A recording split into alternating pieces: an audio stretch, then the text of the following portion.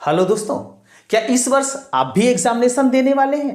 क्या आपको भी ऐसा लगता है कि आपकी तैयारी पूरी हो चुकी है लेकिन आपकी हैंडराइटिंग काफी ज्यादा बुरी है? तो ये वीडियो सिर्फ आपके लिए है। आपको ये बताने वाले हैं कि कैसे आप एग्जामिनेशन में अपने लिखने के तरीके से अच्छे अंक प्राप्त कर सकते हैं। एग्जामिनेशन में अच्छे अंक लाने का 3 टिप्स होता है। टिप्स नंबर 1, आपकी हैंडराइटिंग बेहतर हो। टिप्स नंबर 2, आपका स्पीड बेहतर हो। और टिप्स नंबर 3, जो इनके नहीं होने के बावजूद भी आप अच्छे अंक प्राप्त कर सकते हैं। और जो मेरा तीसरा टिप्स होगा वो होगा आंसर देने का सही तरीका। और आज इसी को बताने वाले हैं कि कैसे आप केवल आंसर देने के तरीके को सीख के आप टॉपर को भी मात दे सकते हैं। तो आइए प्रैक्टिकली हम आपको करके बताएंगे कि किस प्रकार से आप लिखें ताकि आपको अपने एग्जामिनेशन में बेहतर से बेहतर अंक प्राप्त कर सके। और इसके लिए हम आपको लेके चलने वाले हैं अपने स्टडी रूम में, जहां पर प्रैक्टिकली आपको बताएंगे आप अपने प्रश्न का उत्तर दे कैसे। इस प्रकार से दोस्तों हम आ गए हैं अपने स्टडी रूम में। स्टडी रूम में हम आपके सामने यह स्पष्ट करके बताएंगे कि आप अपने एग्जामिनेशन में कैसे लिखें। पहले आपको बिहार विद्यालय परीक्षा समिति के द्वारा एक ऐसा कॉपी दिया जाएगा। यह कॉपी प्राइवेट है ताकि आपको हम अच्छे से समझा सकें। बिहार विद्यालय परीक्षा समिति के द्वारा इससे कुछ अलग भी हो सकता है, लेकिन पहला जो उसका पेज होता है वो रेड कलर से प्रिंटेड होता है। और आपको इस प्रकार से बिहार विद्यालय परीक्षा समिति क्वेश्चन पेपर प्रोवाइड कराती है। तो अब करना कैसे है? पहले आपको क्या करना है कि जो आपके पास क्वेश्चन पेपर होगा इसमें यहां पर इस कॉलम में सेट नंबर लिखा होता है। जैसे देख सकते हैं आप लोग, ये मेरे पास जो सेट है वो सेट ए है। आपको 10 सेट में मिल सकते हैं क्वेश्चन, ए से लेकर जेड तक। अब उसमें से जो सेट मिलेगा उस सेट नंबर को अपने कॉपी के इस वाले सेक्शन में, यहां पर इस वाले सेक्शन में आपको मिलता है, वहां पर आप उसे जरूर लिख देंगे। और बाकी कुछ पेज पर आपको लिखने की आवश्यकता नहीं होती है। बिहार विद्यालय परीक्षा समिति पहले से ही आपका सारा डाटा ऐड करके रखती है। इसके बाद क्या करेंगे, एक पेज इस प्रकार से आप स्वतः पलट लेंगे, लेकिन आपको इस वाले हिस्से में कुछ नहीं लिखना है। इस हिस्से में अगर आप लिखते हैं तो इसका जो पहला पेज होता है कॉपी का, वो आधा कटिंग करके बिहार विद्यालय के दूसरे ऑफिस में इसे भेज दिया जाता है। और अगर इस पेज पर अगर आप कुछ लिखे होते हैं या अपना आंसर लिखे होते हैं तो आपका सारा जो डाटा होता है इस पेज का वो चला जाता है दूसरे जगह और वो मूल्यांकन में नहीं आ पाता है। तो आपको करना यह है कि आपको इस सेकंड वाले पेज, यहां इस वाले पेज पर आपको लिखना प्रारंभ करना है। अब कैसे लिखना है और किस प्रकार से अपने राइटिंग को बैठाना है, किस प्रकार से व्यवस्थित करना है, यह समझते हैं और नजदीक से। लेकिन आप ध्यान रखेंगे कि अपने पास ब्लैक पेन के साथ साथ ब्लू पेन, ये 2 पेन जरूर आप रखेंगे।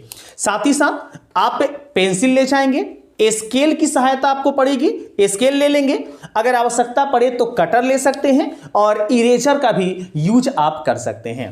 तो ये सामग्री अपने साथ बिहार विद्यालय परीक्षा समिति के इस परीक्षा में ले जाना एकदम ना भूलें।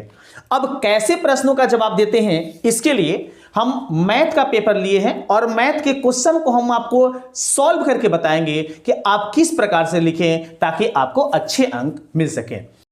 आइए दोस्तों ये समझ लेते हैं कि किस प्रकार से आप एग्जामिनेशन में लिखेंगे। तो यह देखिए, सबसे पहले आपका पेपर में दिया हुआ है खंड ब। अगर आप लघु उत्तरणीय प्रश्न को सॉल्व करते हैं तो आपको दिया गया है खंड ब और इंग्लिश वाले के लिए दिया गया है सेक्शन बी। तो अगर आप हिंदी में लिखते हैं अर्थात हिंदी मीडियम से एग्जाम देते हैं तो खंड ब लिखेंगे, और अगर आप इंग्लिश मीडियम से एग्जामिनेशन दे रहे हैं तो आपको सेक्शन बी लिखना है। ये आपको लिखना है अपने पाठ्य पुस्तक पर। अब ये जो उत्तर पुस्तिका है इस पर आप लिख लीजिए खंड ब आराम से आप हेडिंग में डाल देंगे इस तरीके से खंड ब, और एक ऐसे लाइन दे देंगे। और अगर आपको ऐसा लग रहा है कि इसमें चौथाई नहीं खींचा हुआ है तो आप पहले क्या करेंगे कि जो आप स्केल ले गए हैं उस स्केल की सहायता से इस प्रकार से चौथाई जरूर खींच लेंगे। चौथाई खींचने से क्या होता है कि आपको लिखने का जो तरीका है वो आपको अच्छे से पता चल जाता है। अब जो आपके सामने पेपर होगा उस पेपर का उस क्वेश्चन का जवाब देने का प्रयास करेंगे। जैसे मान लीजिए हमें पहले क्वेश्चन का जवाब देना है, पहला क्वेश्चन है कि द्विघात सूत्र का प्रयोग कर समीकरण x square plus 6x plus 5 equal to 0 का हल निकालें। अब इस क्वेश्चन का मान लीजिए हमें आंसर नहीं आ रहा है, तो हम क्या करेंगे, सेकंड क्वेश्चन को बनाने का प्रयास करेंगे, और सेकंड नहीं आ रहा है तो थर्ड क्वेश्चन को बनाने का भी प्रयास करेंगे। लेकिन आप पहले देख लेंगे कि इन क्वेश्चनों में सबसे बेहतर तरीके से आप किस प्रश्न का उत्तर दे सकते हैं। अगर पहले प्रश्न का उत्तर देते हैं तो काफी बेहतर माना जाता है, लेकिन अगर पहला क्वेश्चन आपको नहीं आता है तो दूसरे या तीसरे से भी शुरुआत कर सकते हैं। जैसे कहा गया है कि first impression is last impression, तो आपको करना है कि इसमें से जो क्वेश्चन आपको पहले पता चलेगा उसका जवाब सबसे पहले देंगे, जिसका जवाब आप सटीक तरीके से दे सकते हैं। जैसे पहले क्वेश्चन का जवाब हमें आ रहा है कि द्विघाती सूत्र x square plus 6 plus 5 equal to 0 का हल निकालें। हम इसे चलिए आपको सॉल्व करके बताते हैं लिखना कैसे है। आप क्या करेंगे, सबसे पहले आप पुस्तिका में लिख लेंगे, ये ब्लैक पेन से लिख लेंगे, आप ब्लैक पेन से लिखेंगे प्रश्नोत्तर 1, प्रश्नोत्तर संख्या लिख लेंगे आप इस प्रकार से लिख लेंगे 1, मतलब पहले प्रश्न का आप उत्तर देने जा रहे हैं और यहां फिर से उसका नंबर दे देंगे इस तरीके से। अब क्या करने वाले हैं आप कि जो आपको सॉल्व करना है उस समीकरण को लिख लीजिए। तो सॉल्व करना है x square plus 6x plus 5 equal to 0।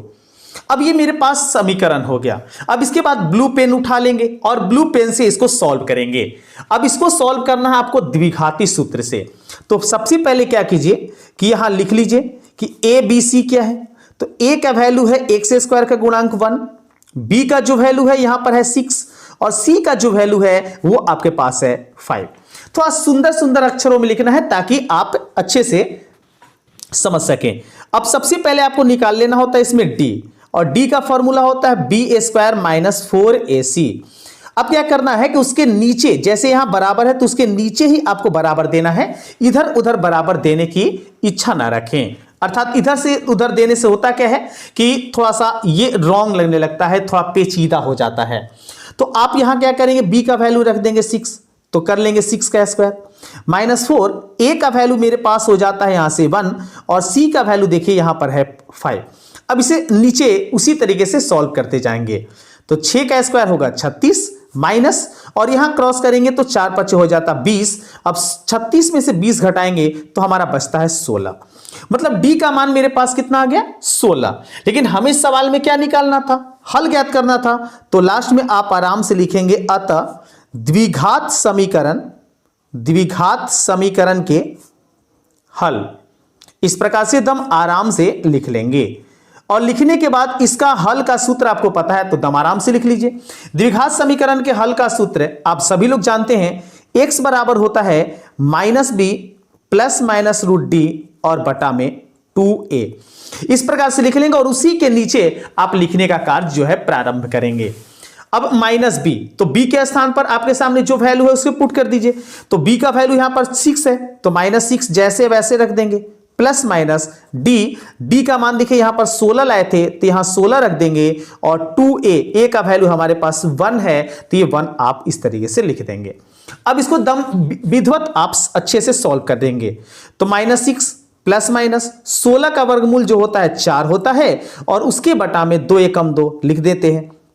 अब तो सॉल्व कर लीजिए। एक बार आप यूज कर लेंगे प्लस वाले सिंबल का, और एक बार आप यूज करेंगे इस माइनस वाले सिंबल का, मतलब माइनस 6 माइनस 4/2। अब इसको बाकी अच्छे से हल कर देंगे। तो माइनस 6 और प्लस 4 होता है -2/2, और इसके बाद -6 और -4 हो जाता है -10, और ये बटा में 2। अब 2 से 2 कटाया जा सकता है एक बार में, और 2 से इसको कटा सकते हैं आप 5 बार में, और इस तरीके से आपके सामने यहां पर माना जाता है 1 या दूसरा माना जाता है -5, और इसी तरीके का ये होता है आपका आंसर। तो आपको इस तरीके से दम अच्छे तरीके से सुंदर सुंदर अक्षरों में आपको अपना जवाब दे देना है, कुछ इस प्रकार से। अब क्या होते हैं कि हो सकता है कि आपको नीचे वाले पेज में इस वाले भाग में आपको जगह बच जाए, तो जब ये आपका जगह बच जाता है तो यहां से दूसरा क्वेश्चन शुरू नहीं करेंगे, क्योंकि इतना स्पेस आपको कम से कम 2 क्वेश्चनों के आंसर में छोड़ देना है। अब क्या करेंगे, आप आराम से अपने पेज को पलट लेंगे। पेज को इस प्रकार से पलट लेना है और पेज पलटने के बाद अगर चौथाई आप पहले से दे चुके हैं तो नहीं देंगे, और चौथाई अगर नहीं दिए हैं तो आप पहले आप चौथाई दे सकते हैं। चौथाई इस प्रकार से आपको कलम से ही दे देना है। अब चौथाई लिखने के बाद अगर मान लीजिए हमें इस दूसरे प्रश्न का उत्तर पता है, जैसे अगर मान लीजिए कि ये दूसरा क्वेश्चन है, इसका आंसर हमें पता है तो इसका जवाब देंगे, और अगर ये नहीं पता और अगर आपको लगता है कि हमें तीसरे का जवाब देना चाहिए तो तीसरे का जवाब दे सकते हैं, दूसरा क्वेश्चन छोड़ भी सकते हैं। अब मान लीजिए तीसरा का हमें जवाब देना है। क्वेश्चन है कि सिद्ध करें कि 5 + √3 एक अपरिमेय संख्या है। तो सबसे पहले क्या करेंगे कि आप अपने ब्लैक पेन का यूज करेंगे और ब्लैक पेन में सबसे पहले ऊपर में लिख लेंगे प्रश्नोत्तर संख्या 3। प्रश्नोत्तर संख्या 3 इस तरीके से लिख लेंगे और इस तरीके से आप लाइन दे लेंगे और नीचे आप 3 इसी तरीके से यहां पर चौथाई के अंदर ही लिख देंगे। और अब क्या करेंगे कि आपको इस प्रश्न का आंसर जैसे देना है वैसे दे सकते हैं। तो इस प्रकार से आप बाकी प्रश्नों को अपने सूटेबल तरीके से आराम से दे सकते हैं। तो उम्मीद करते हैं कि आपको समझ में आ गया होगा कि आपको प्रश्नों का उत्तर किस प्रकार से लिखना है और कैसे लिखना है। और अगर थोड़ा सा आप ध्यान देते हैं, इसको अच्छे से लिखने का तरीका सीख जाते हैं तो आपको अच्छे से अच्छे अंक अपने एग्जामिनेशन में मिलने वाले हैं। तो इस वीडियो में इतना ही। नेक्स्ट वीडियो में कुछ और नए टॉपिक के साथ पुनः हम आपके सामने उपस्थित होते हैं। तब तक सभी को वंदे मातरम।